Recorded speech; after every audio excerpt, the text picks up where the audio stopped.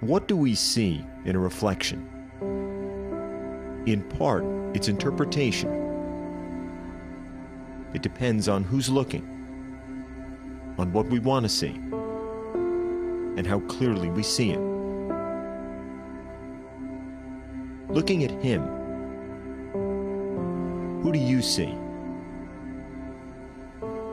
When the world looks at your son, what do you think it sees?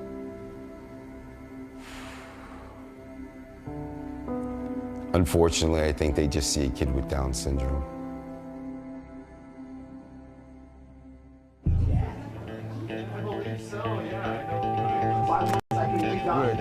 Yeah, that's what I want to see. Good. That's the G I know right there. That's it.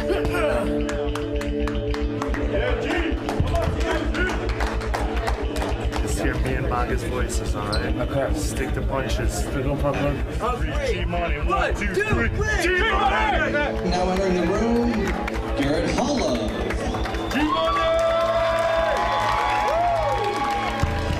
Whether any in the crowd here knew this was Garrett Holliff's first MMA fight, or understood what made him different from the other fighters, few understood what led him here, or why a 5-foot, 135-pound, 23-year-old man with Down syndrome wanted to step inside the ring. Why do you fight? I fight that makes me happy.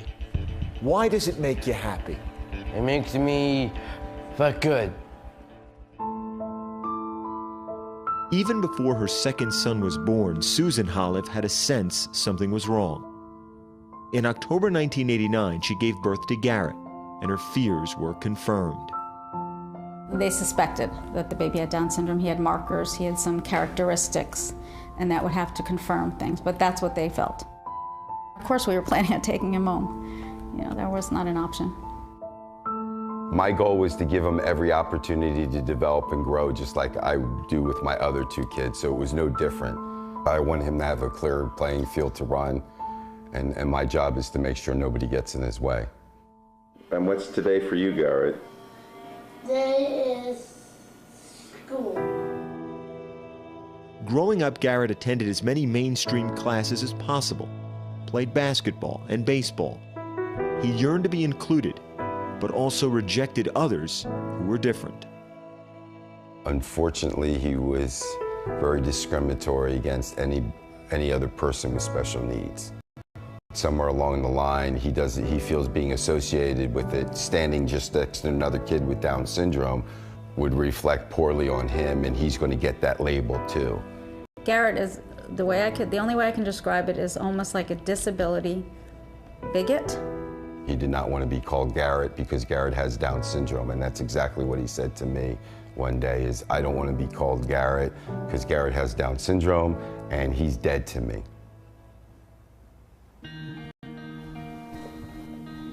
Garrett is very highly functioning for someone with Down syndrome. He reads, but at or below a 3rd grade level, and has the cognitive ability of an 8 or 9-year-old. He will likely live with his parents as long as anyone can foresee. Still, he understands his challenges in his own way. Garrett, how do you think you're different from other people? The stuff I have, they prematurely brothers, Down syndrome, things exactly more challenging. How does Down syndrome affect you? It does not. I just annoyed it. American Top Team Gym in Weston, Florida is the place Garrett spends most of his time, in training 6 days a week.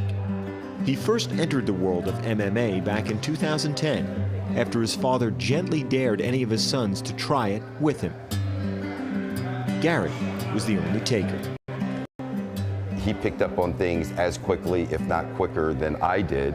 Rolling on the ground, getting out of guard, and doing the technical moves that I was just like, wait a second, I think we have something here. Rodrigo Ramos, known as Baga, became Garrett's trainer from the first day he entered the gym. He'd never encountered a special needs fighter before. My very impression first was, what do I do with this guy? You know, how do I teach him? I'm harder on him than I'm on everybody else. He needs to know that life is tough, that people will sometimes be rude, be unkind. That's my philosophy with him. In time, the sport became a passion for Garrett, at first reshaping his body. When Garrett graduated high school, he's 5 foot tall, and he weighed about 175 pounds. And he dropped 40 pounds on 32.8. How strong are you? I'm a rock-solid muscle guy. Beyond a firmer body, the sport also provided a stronger connection, with help from a former MMA fighter, Stephan Bonner. Bonner just caught Kingsbury. They formed a bond from the first time they met in 2011.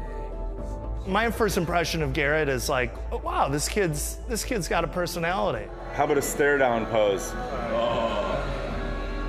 He just didn't like being the kid with Down syndrome and kid people felt sorry for.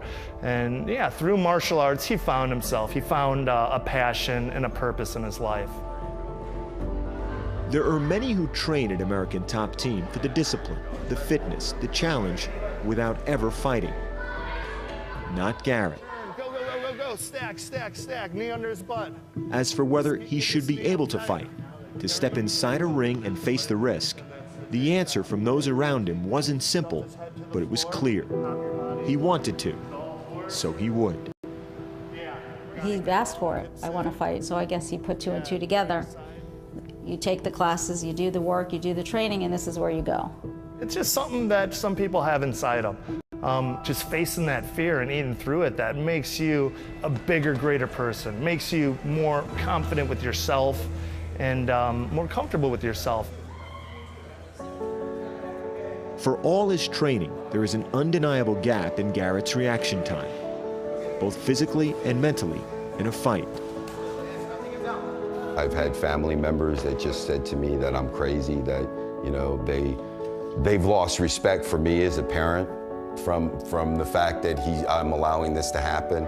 You're putting your son in jeopardy. How can you do that? After competing in several soft exhibitions starting in 2011, where opponents didn't attempt a true strike or punch, Garrett found another fighter of similar size and weight in Mike Wilson, who agreed to face him. I'm gonna make him feel what a punch feels like. I'm gonna make him feel what a slam feels like, you know? I'm not gonna be afraid to make him feel it. He has to know what punches feel like. So after this, he's gonna feel better about everything, like he actually been through a real fight. Garrett G Money Holland versus Monster Mike Wilson was the 9th fight of the night.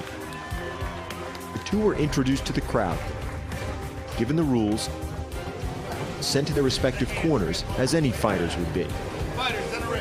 And then the bell rang, and the first blow landed. Oh my gosh, did he really just hit him like that? I was kind of hoping he was going to say, okay, I had enough. But he didn't. I took the punch as a man. After you got hit, did you think about quitting? No, I will not ever back down as a fight. I will keep going. Why? Like fighting is mine, that changed me. Boxing changed me. As the round went on, Garrett continued to be hit and grabbed and slammed. I think people are scared because they saw a guy without any disability beating up on a guy with disability.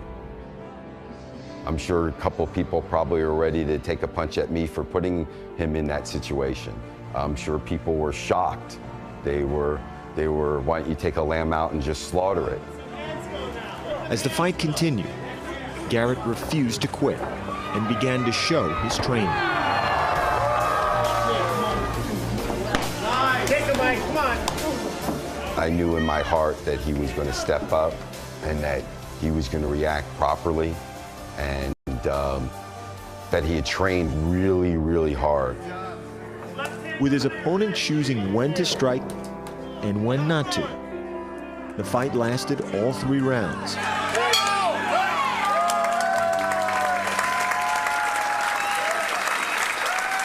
I did really good. Awesome. Good job. You did great, buddy. You want some water? Good job. Have some water. When it was over, both hands were raised. How did you feel when they raised your hand?